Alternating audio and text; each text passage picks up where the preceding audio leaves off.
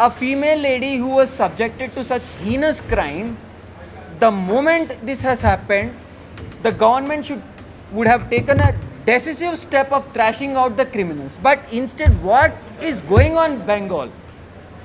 They are trying to back the criminals, and they have done everything to delete the evidences, and they have done everything to protect the culprits who are actually. PGI में 5 दिन हो गए हैं, resident doctor strike पर हैं और PGI में जो हालात हैं वो बुरे होते जा रहे हैं। मरीजों को नहीं देखा जा सकता क्योंकि प्रोटेस्ट यहाँ पर चल रहा है। आज भी पीजीआई कैंपस में रेजिडेंट डॉक्टरों का प्रोटेस्ट हुआ। इससे पहले रेजिडेंट डॉक्टर ने आज प्रेस कॉन्फ्रेंस करी है और अभी भी उन्होंने ये क्लियर किया है कि उनकी ये हड़ताल ख़त्म नहीं होगी।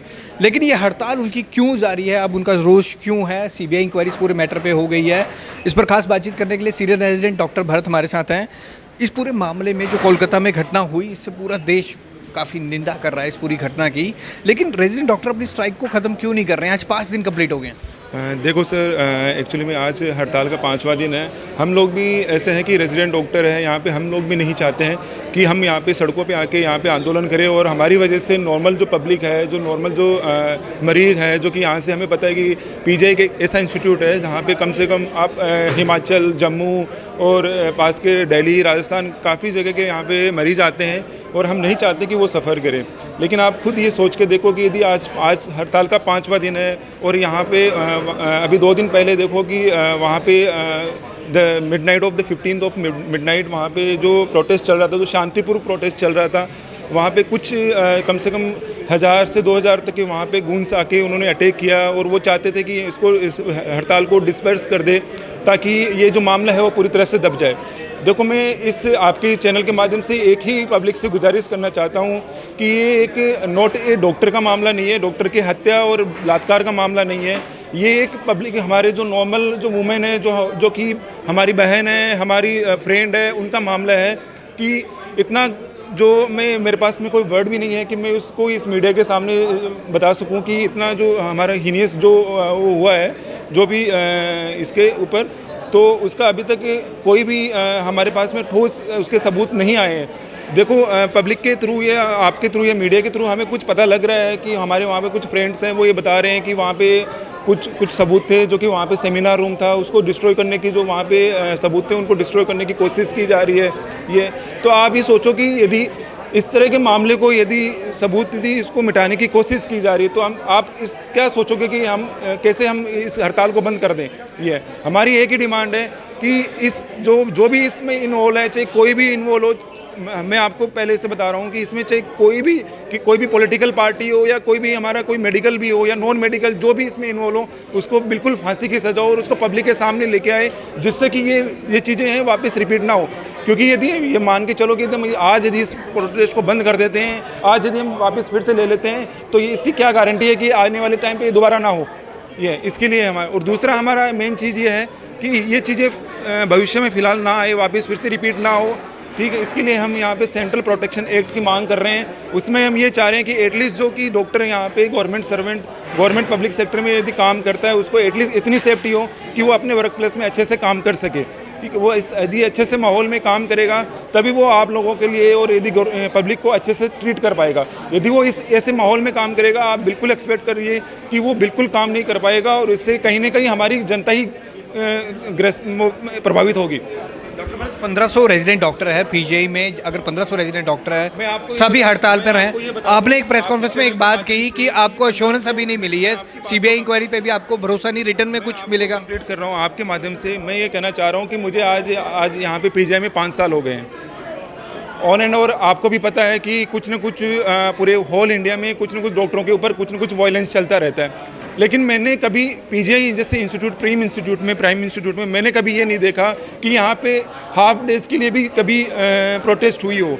तो यदि इतनी बड़ी प्रोटेस्ट हो रही है, यदि हम सब लोग इकट्ठे हैं, इसका मतलब एक ही मैसेज है कि हम चाहते हैं कि इस जो भी इतना हीनियस जो काम हुआ है, हीनियस जो ये क्राइम हुआ है इसकी जड़ तक इसकी वो जांच हो और इसके जितने जल्दी से जल्दी हो सके हम चाहते हैं कि जो भी क्रिमिनल है उसको फांसी की सज़ा हो और वो पब्लिक के सामने आए, उनको चेहरा छुपाया ना जाए। बस ये वहाँ की लोकल गवर्नमेंट से भी हमारी यही गुजारिश है।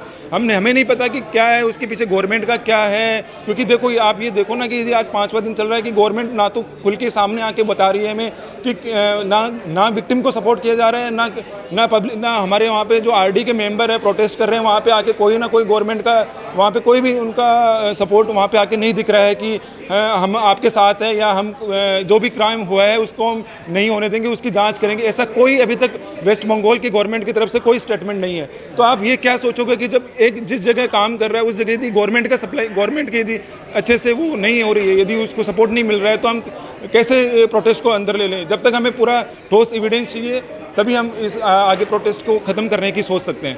अच्छा डॉक्टर भरत, पीजीआई कैंपस की अगर हम बात करें, अभी बात हो रही थी प्रेस कॉन्फ्रेंस में, पीजीआई कैंपस में आप सही फील करते हैं कि इस इंसिडेंट के बाद आपने यहाँ पर भी कुछ डिमांड्स उठाई हैं कि पीजीआई कैंपस में ये होने चाहिए, क्योंकि यहाँ पर भी काफ़ी संख्या में नर्सिंग स्टाफ और डॉक्टर हैं? डेफिनेटली मैं वही कहना चाह रहा हूँ कि ये एक डॉक्टर का मामला नहीं है। ये यहाँ पे जितने भी हमारे फीमेल रेजिडेंट हैं, फीमेल नर्सिंग कर्मचारी है, पैरामेडिकल स्टाफ है, ये एक सबकी ही रिस्पॉन्सिबिलिटी है और सबके लिए हम खड़े हुए हैं यहाँ पे।